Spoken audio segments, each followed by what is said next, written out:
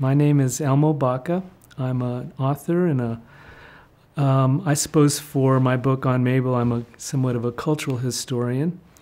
I'm a native of Las Vegas, New Mexico, northern New Mexico, and of course, Taos is nearby to Las Vegas.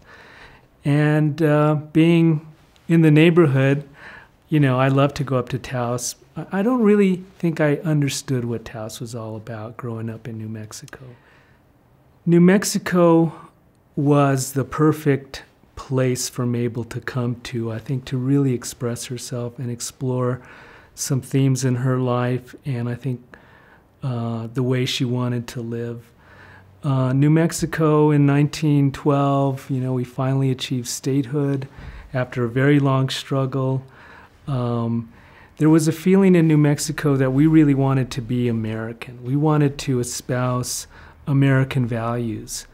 New Mexico had been a territory of the United States for over 50 years, and I think it was perceived by Congress as being backward, as being too brown, too Catholic. We weren't quite American enough. And the years before Mabel came here, there was a very patriotic feeling in New Mexico. We were about to achieve statehood, and we really wanted to be and look American. If you even look at the architecture, our state capitol in 1912 was a neoclassical domed building with classical columns, and it was like the state really wanted to show how American it was. But in 1912, a critical mass of archaeologists and writers and artists had begun to assemble in Santa Fe and really began to see the charms of Santa Fe, the city different, the narrow streets, the adobe architecture.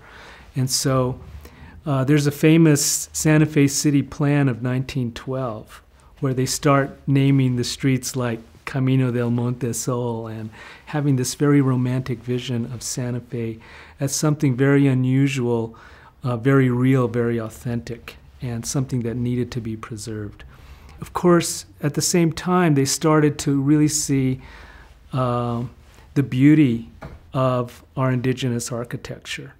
After 1912, you start seeing our state buildings, fair buildings, starting to reflect a Pueblo revival, a new type of adobe architecture. And this was kind of the context that Mabel came into in 1917.